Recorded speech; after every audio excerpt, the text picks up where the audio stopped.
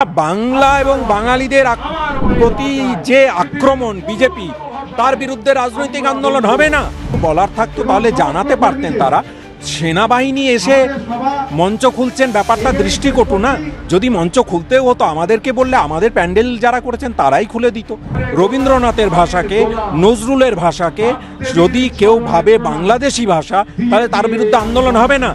তিনি তো প্রত্যেক দিনে দুবার করে সাসপেন্ড হন। আসলে উনি বিধানসভায় থাকতেই চান না, অর্ডারে থাকেন। যারা দেশকে রক্ষা করেন, তারা যারা বিদেশি শত্রুদের হাত থেকে ভারতবর্ষকে রক্ষা করেন, তারা বাঁশ খুলছেন একটা দলীয় মঞ্চের, সেইটা বোধহয় ঠিক হয়নি। সংসদীয় গণতন্ত্র বিশ্বাস করে না, তারা নাটকে বিশ্বাস করেন। ওর থেকে মিডিয়ার সামনে, তোমাদের সামনে দাঁড়িয়ে প্ল্যাকার্ড হাতে দাঁড়ালে তার একটু ভিজিবিলিটি বাড়বে, যদি 2-4টে ভোট বাড়ে, এটাই হচ্ছে তার উদ্দেশ্য। এই বাংলাকে যদি মনে করে যে ভয় পাওয়াবে, তাহলে তো তার বিরুদ্ধে আন্দোলন হবে।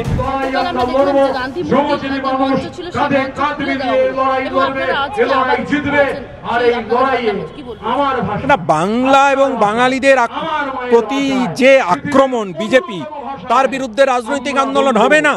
এই বাংলার মাটি যেখানে ভাষা আন্দোলন, মানভূম ভাষা আন্দোলন, আমরা সবাই জানি 21শে ফেব্রুয়ারি আমরা বলি আমাদের ভাষা আন্দোলনের সূচনা, কিন্তু তারও আগে মানভূম ভাষা আন্দোলন, যেখানে মানবাজারের পুঞ্চাতে এখনো ভাষা শহীদদের মূর্তি স্থাপন করা আছে। বুঝতে হবে ভজরি মাহাতো টুসু গানের মাধ্যমে এই বাংলা ভাষাকে বাঁচিয়ে রাখার কথা বলছেন।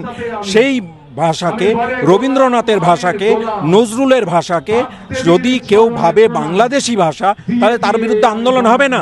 এই বাংলার মাটি অরবিন্দ ঘোষের মাটি, বারিন ঘোষের মাটি, প্রীতিলতা ওদ্দেদারের মাটি, বীণা দাসের মাটি, নেতাজি ক্ষুদিরামের মাটি, প্রফুল্ল চাকির মাটি। সেই বাংলাকে যদি মনে করে যে ভয় পাওয়াবে, তাহলে তো তার বিরুদ্ধে আন্দোলন হবে।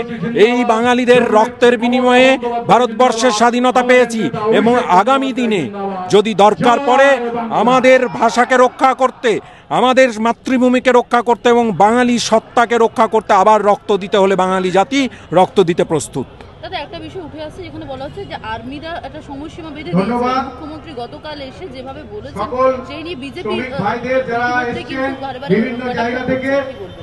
এর কটাক্ষের কিছু নেই। একটা পারমিশন নেওয়া হয়েছে এবং নিশ্চিতভাবে আমাদের দলীয় স্তরে, দলীয় স্তরে সেনাবাহিনীর সঙ্গে যা করণীয় করেই এই মঞ্চ বাঁধা হয়েছিল। তাদের বক্তব্য, মুখ্যমন্ত্রীর বক্তব্য তো কাল পরিষ্কার। যদি কিছু বলার থাকতো তাহলে জানাতে পারতেন। তারা সেনাবাহিনী এসে মঞ্চ খুলছেন, ব্যাপারটা দৃষ্টিকটু না? যদি মঞ্চ খুলতেও হতো আমাদেরকে বললে আমাদের প্যান্ডেল যারা করেছেন তারাই খুলে দিত। দরকার হলে পুলিশের লোকজন খুলতো। সেনাবাহিনীর লোকজন যারা দেশের বর্ডারে থাকেন, যারা দেশকে রক্ষা করেন, তারা যারা বিদেশি শত্রুদের হাত থেকে ভারতবর্ষকে রক্ষা করেন, তারা বাঁশ খুলছেন একটা দলীয় মঞ্চের, সেইটা বোধহয় ঠিক হয়নি। এই নির্দেশ কেন্দ্রীয় সরকারের নির্দেশেই হয়েছে। তিনি তো প্রত্যেক দিনে দুবার করে সাসপেন্ড হন। আসলে উনি বিধানসভায় থাকতেই চান না। বিধানসভার বিরোধী দলনেতার ভূমিকা অত্যন্ত গুরুত্বপূর্ণ। তাকে মাথায় রাখতে হবে যে সেখানে যে তর্ক, সংসদীয় গণতন্ত্রের গরিমা বাড়ে হচ্ছে তর্ক বিতর্কের মধ্যে দিয়ে। সেই তর্ক বিতর্কের যে সংস্কৃতি, তারা লোকসভাতে তো অলরেডি শেষ করে দিয়েছে, বিরোধীদের বলতে দেয় না। আর এখানে যখন বিরোধীদের বলতে দেওয়া হয় তখন বিরোধীরা বলে না, যার ফলে তারা সংসদীয় গণতন্ত্র বিশ্বাস করে না, তারা নাটকে বিশ্বাস করেন। ওর থেকে মিডিয়ার সামনে, তোমাদের সামনে দাঁড়িয়ে প্ল্যাকার্ড হাতে দাঁড়ালে তার একটু ভিজিবিলিটি বাড়বে, যদি 2-4টে ভোট বাড়ে, এটাই হচ্ছে তার উদ্দেশ্য। আরো ভালো ভালো খবর দেখতে সাবস্ক্রাইব করুন বাংলা হান্টের ইউটিউব চ্যানেল। বাংলা হান্টের আরো খবর দেখতে নজর রাখুন। বাংলা খবর মানেই বাংলা হান্ট।